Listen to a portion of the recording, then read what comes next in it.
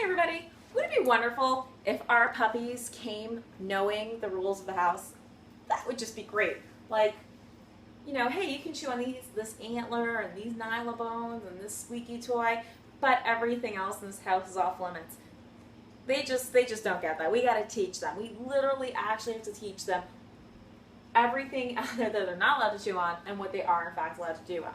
Now, since the list of things that they're not supposed to play with or chew on is way greater than the list of things they're allowed to, you definitely want to set yourself and your dog up for success by encouraging your dog to play with the objects you want them to play with. So in other words, spend a few minutes each day with your dog after they come out of their crate, playing with their squeaky toy, playing with their tennis ball, encouraging them to engage with their antler and nylabone. It's okay to take the nylabone and run around with it and have your dog chase you, and then when they catch up to you, have them sit and throw the toy for them, because that will encourage them to want to play with that toy.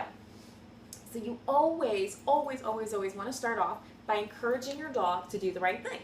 However, that's not enough. It really isn't.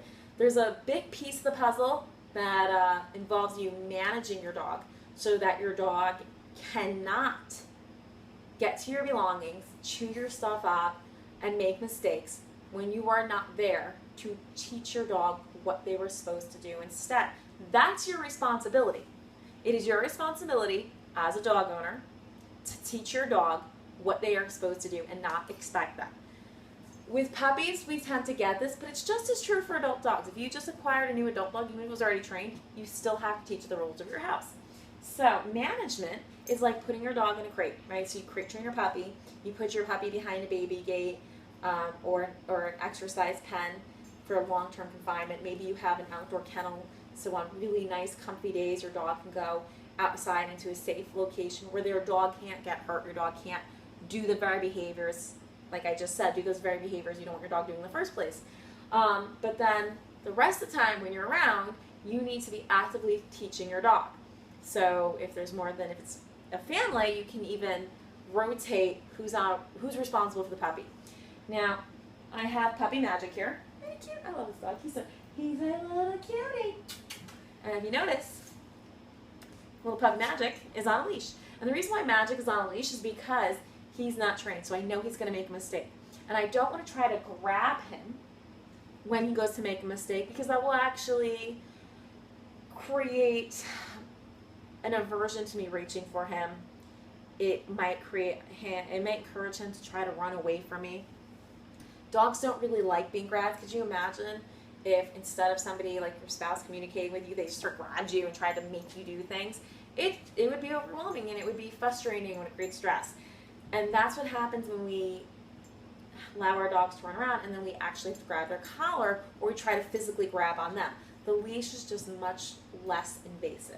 So every time your dog comes out of their crate, they should be on their leash. In fact, before your dog comes out of the crate, take your dog's collar, slip it over your dog's head, clip the leash to it, then invite your dog out of their crate. You can actually see me practicing that in the crate videos. So you should be practicing crate games, you should be practicing crate manners every time your dog is coming in and out of the crate, and then just regular setup time for games. Now, dog's on a leash, so you're setting yourself up for success. Besides the fact that you're managing your dog all of the time so that your dog is not making a mistake, your dog's in a crate or on a leash or in a puppy pen so that the puppy can't make mistakes. And then the rest of the time you are supervising your dog and teaching your dog. And someone's on duty. Now, I just want to show you with the example of tissues, because every dog I know loves to tear up tissues. The dirty ones make more sense. You're like, oh, well, that's kind of like sticky barbecue funk, so of course you like it. Why not? But a lot of dogs will go for plain napkins. So over here on the floor, I have they're just paper towel, and I'm going to drop them on the floor and entice Magic over here to go for them a little bit. Now, I have his kibble, which he's working for behind me, so when he makes the right decision, he already knows that when I say yes, he earned a food reward, and when I say good boy, it simply means you're doing the right thing.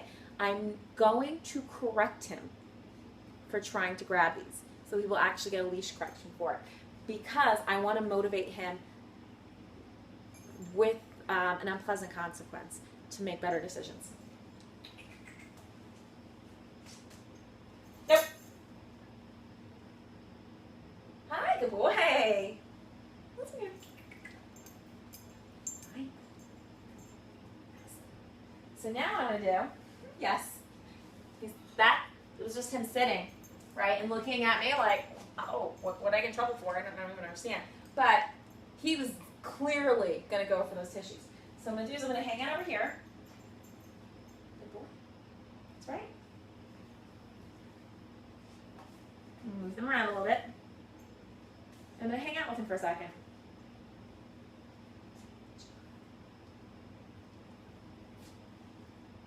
Yes.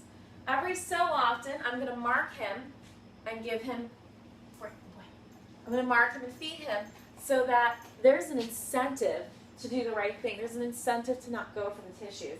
And then there's an incentive in the opposite to not go for them a second time, which was that leash correction. And if you saw, it was a really quick motion. It's a snap of the leash. It's just this really quick. Hold on a second, let's see if he does it again. Boy. Yes. He could clearly see the napkins, and he was just like, whatever, I'm not messing with that again. So imagine this is my thumb is puppy magic, and it's just this quick motion, just a real quick snap and release. The release is very important because if you don't have the release, you kind of just have a pull. So that release is what you want to go for, and it's just enough to get the dog's attention. And if you do it too hard, just dial it down next time. Yes, good boy.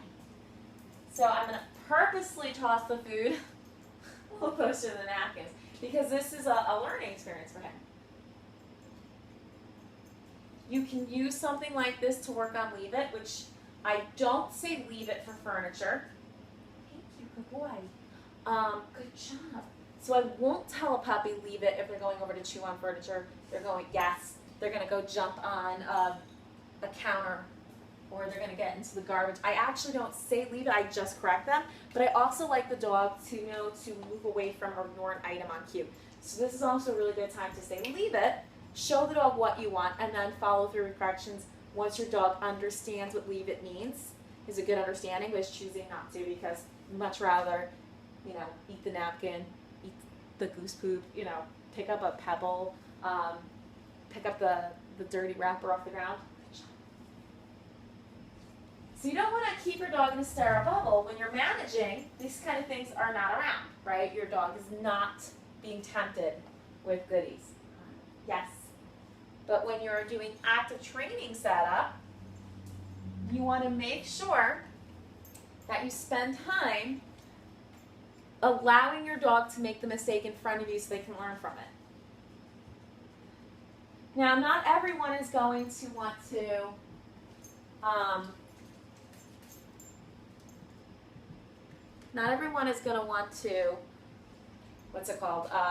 leash correct their dog. Not everyone feels they're going to have the finesse for it. Let me go ahead and drop the sweaty, stinky hat. Good boy, good boy. Good job. He's so silly. Good boy. Come here, bud. He's no fool.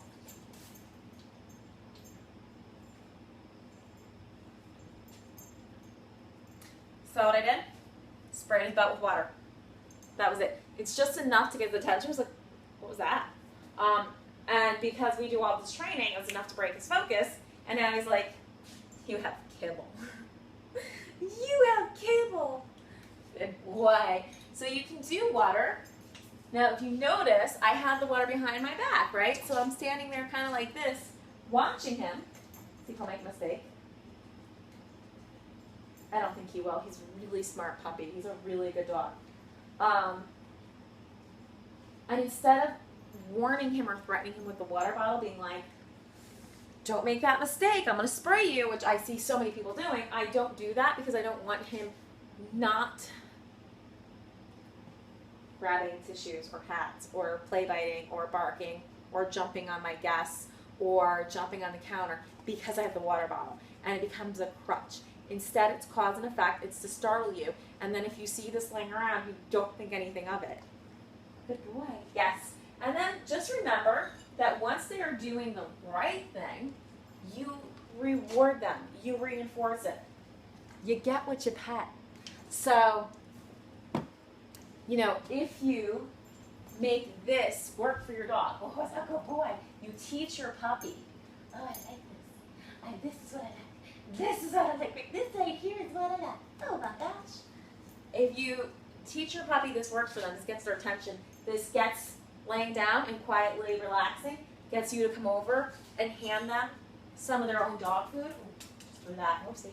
Hand them some of their own actual kibble, their meal that they need to eat anyway to survive.